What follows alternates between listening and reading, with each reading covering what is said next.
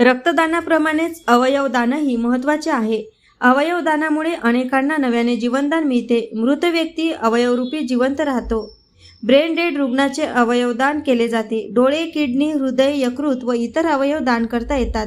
अशातच चांदूर रेल्वे तालुक्यातील घुईखेड येथील संस्कृती धीरज नेवारे वय वर्ष 20 हिचे गुरुवारी दिनांक 7 मार्च रोजी नागपूर येथे डोळे, किडनी, यकृत आदी अवयव दान केले. ब्रेन डेड रुग्णाचे अवयव दान करण्याचे धाडस दाखविणारे नेवारे कुटुंबीय हे चांदूर रेल्वे तालुक्यातील पहिलेच कुटुंबीय ठरल्याचे समजते. प्राप्त माहितीनुसार घुईखेड येथील पत्रकार धीरज नेवारे यांची 20 वर्षीय मुलगी संस्कृती नेवारे ही एका आजाराने ग्रस्त होती. तिच्यावर अखिल भारतीय आयुर्विज्ञान संस्थान नागपूर येथे उपचार सुरू होते.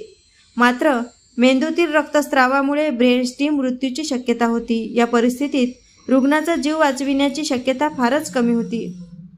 त्यामुळे डॉक्टरांनी अवयवदान वापरण्याचा पर्याय नेवारे कुटुंबियांना दिला होता.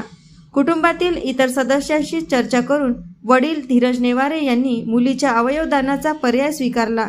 त्यामुळे संस्कृती हिचे डोळे, किडनी, यकृत आदी अवयव दान करण्याची माहिती मिळाली. त्यामुळे दुसऱ्या रुग्णांना जीवनदान मिळणार आहे.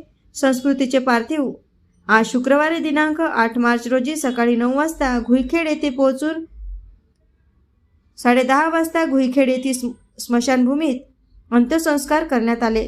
मुलीच्या अवयवदानाच्या निर्णयामुळे नेवारे कुटुंबियांनी समाजासमोर एक नवा आदर्श निर्माण केला आहे.